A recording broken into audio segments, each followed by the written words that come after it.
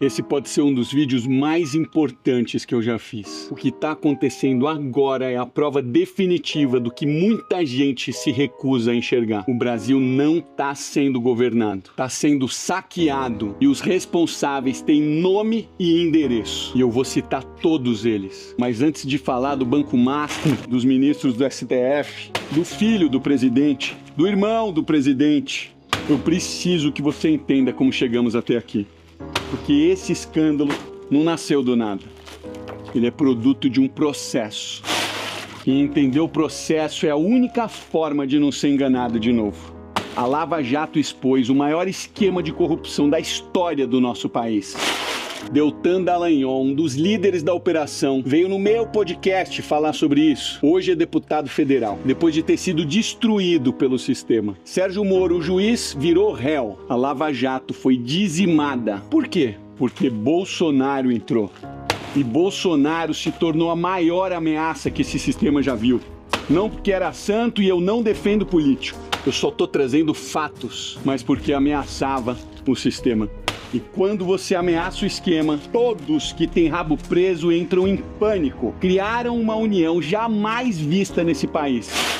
Executivo, legislativo, judiciário, imprensas, artistas, academia, todos alinhados contra uma ameaça comum. Quando Barroso subiu no palanque e gritou que vencemos o bolsonarismo, era exatamente isso que ele estava querendo dizer. Lula foi descondenado e voltou à presidência.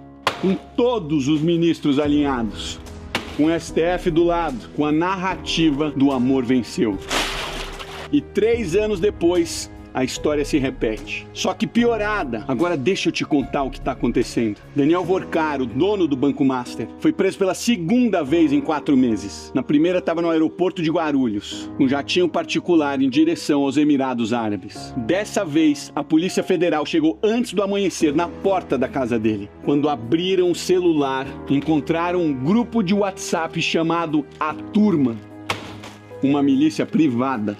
Gente paga para monitorar jornalistas, ex-funcionários, desafetos. O chefe dessa operação, chamado de Sicário, recebia R$1 milhão por mês. 1 milhão por mês! Sobre o jornalista Lauro Jardim, do Globo, o Vorcaro mandou a seguinte mensagem: quero mandar dar um pau nele, quebrar todos os dentes num assalto. Sobre a empregada que teria ameaçado, tem que moer essa vagabunda. Esse é o homem que jantava com ministros, que entrava no Planalto do Palácio e que tinha o número de todo mundo no celular. E no mesmo dia da prisão, o Sicário foi preso. À tarde estava desacordado na Superintendência da Polícia Federal. Segundo informações, tentou suicídio. Agora deixa eu te fazer uma pergunta honesta. Quem se suicida dentro da Superintendência da Polícia Federal, onde tudo é filmado e monitorado, tendo tanto a contar? Alguém que conhece nomes, alguém que se abrisse a boca, levaria muita gente junto. Agora vem o que a mídia mainstream não tá colocando junto do jeito que precisa colocar. No celular de Vorcaro, a Polícia Federal encontrou 47 contatos ligados ao STF. O presidente do Banco Central, os presidentes da Câmara e do Senado, ministros do governo, senadores, deputados. E as mensagens mostram muito mais do que contatos. Mostram encontros, favores, combinações. Dias Toffoli e Vorcaro se encontraram ao menos 10 vezes, segundo o relatório da PF.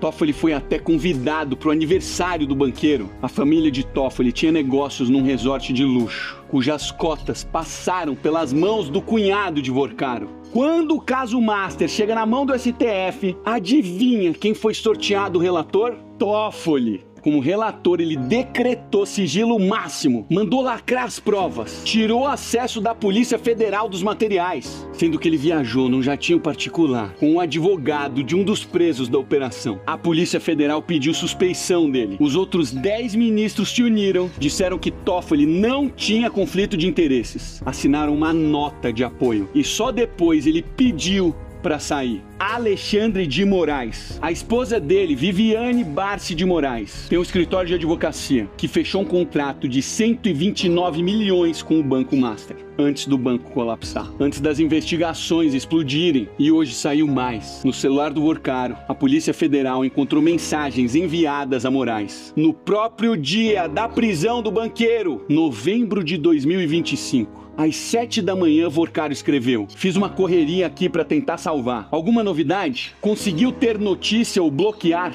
Moraes responde na hora, mas as 3 respostas eram de visualização única, o tipo de mensagem que se apaga depois de lida. Não existe rastro. Flávio Dino, o mesmo que subiu no trio elétrico no carnaval fazendo L. O primeiro ministro comunista do STF, comemorado publicamente pelo presidente quando o ministro entra na corte. Esse mesmo ministro suspendeu a quebra de sigilo da amiga do Lulinha na CPMI do INSS, no mesmo dia em que foi aprovada. E aí ele diz com cara séria que ministro não tem lado político. Irmão do Lula, Frei Chico, vice-presidente do Sindinap, um dos sindicatos que mais desviou dinheiro do INSS. O esquema roubou mais de 6 bilhões de aposentados e pensionistas. 64% desse valor foi durante esse governo. O filho do Lula, Lulinha, aparece nas investigações do INSS com viagens pagas pelo operador do esquema, com 25 milhões de reais em movimentações suspeitas e uma mesada de 300 mil reais por mês, vindo de quem roubava aposentado. E não é a primeira vez, eu trabalhei na Oi. Eu vi com meus próprios olhos milhões saindo na direção da Game Corp, a empresa do Lulinha.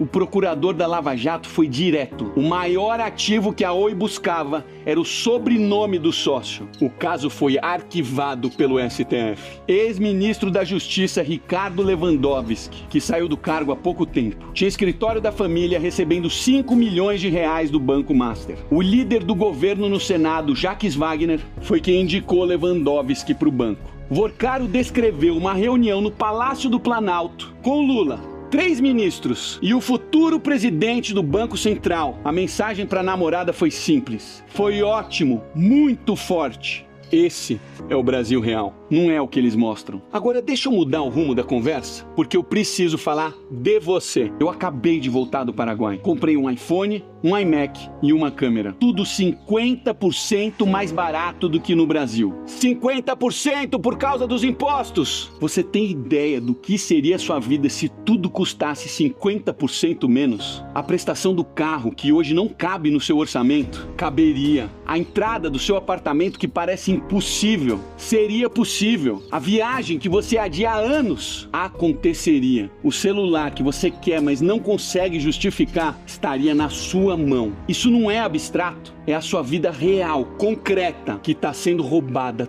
todo mês. E eles têm uma explicação pronta para isso. Chama-se justiça social. A esquerda abraça as minorias, aponta um inimigo, coloca todo mundo como vítima e vende esse sonho para justificar cada novo imposto. No governo Lula, um imposto a cada 37 dias. E esse dinheiro não volta para você. Ele vai para a máquina, vai para quem tá dentro, vai pro esquema. Enquanto isso, as empresas brasileiras sufocam. O Brasil tem uma das maiores taxas de mortalidade de empresas do mundo. Cada empresa que fecha é um emprego que some. É uma família que perde renda. É mais gente dependendo do Estado. Dependência é controle. A lógica é bem simples.